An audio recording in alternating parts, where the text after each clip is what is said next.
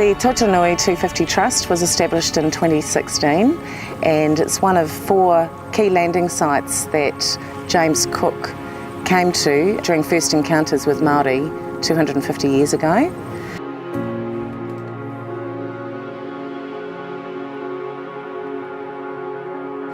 The Trust's aims are to deliver events around the national kaupapa of Tuia 250. Tuia 250 is about bringing people together and sharing our experiences, and the kaupapa around that is dual history and shared future. There's a common sort of theme that this is about a Cook celebration. It isn't. It's very much a kaupapa of 2 cultures coming together, and the story that's happened from then and is going to happen into the future. So back here 250 years ago, as what's been said, our people got to go out and meet Tuia. He's also on a great big huge ship called the Endeavour. Captain James Cook, or Lieutenant James Cook at that time, he was the captain of the ship. He was bringing a world of information to our place.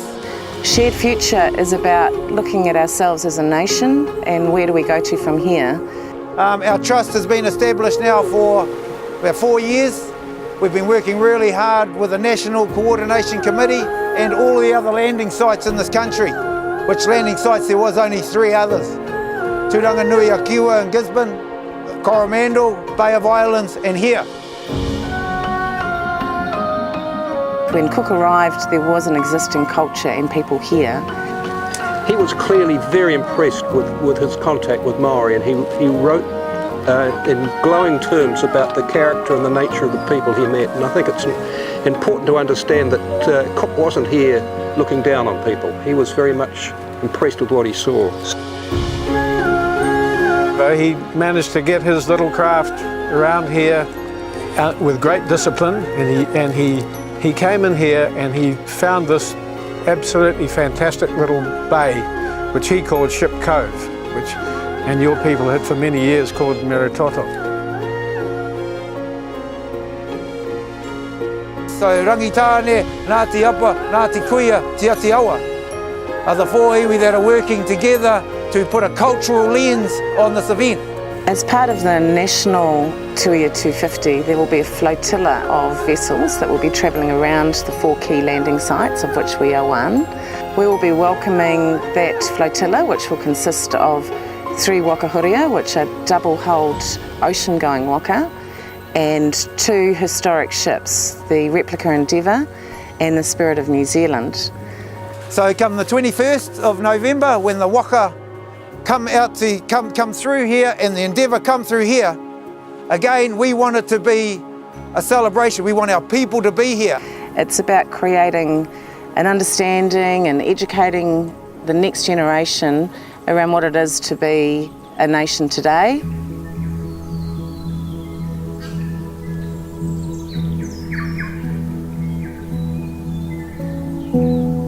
When Cook arrived, he saw people of Kurahopo descent. There's a number of sources we can sort of go to get a picture of who those people were. We can use the observations of Cook and his crew. So Cook recorded in his journals who he met. We've got the names of people who were living out there, and we've got the whakapapa. What we can do with that information is you can extrapolate out a little bit more and say, well, if these people were living there, most likely they were living with their whānau. It was a place where waves of people came over, stopped there for a little while, then moved on. The living descendants of those people today typically call themselves Ngāti Kuia, Rangitane or Ngāti Apa.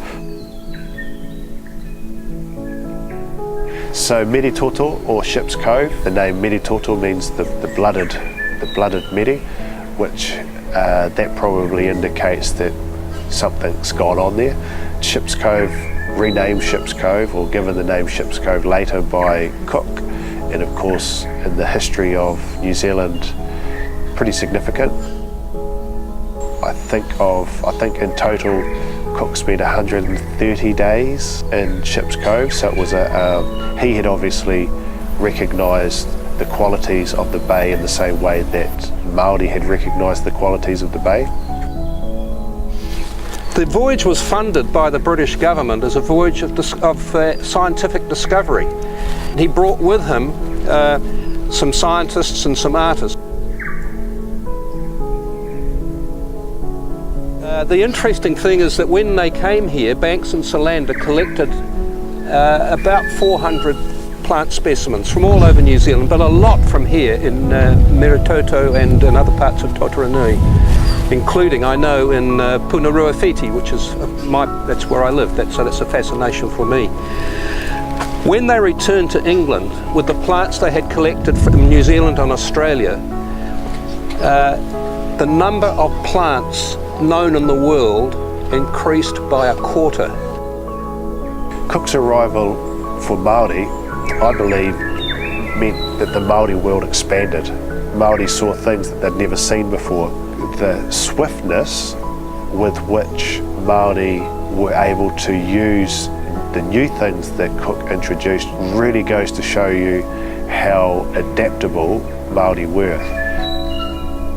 We were the discoverers, the Māoris, the Kupes, the Huatakis, the Mātua Hautere, Mātua Kuha, Te Kauai. All of these people, they were the chiefs, they were the navigators, they were the voyagers and discoverers of our land. They got to see firsthand what our land looked like. Tuia 250 offers our community and the nation an opportunity to leave a legacy reflecting on our past and looking towards the future.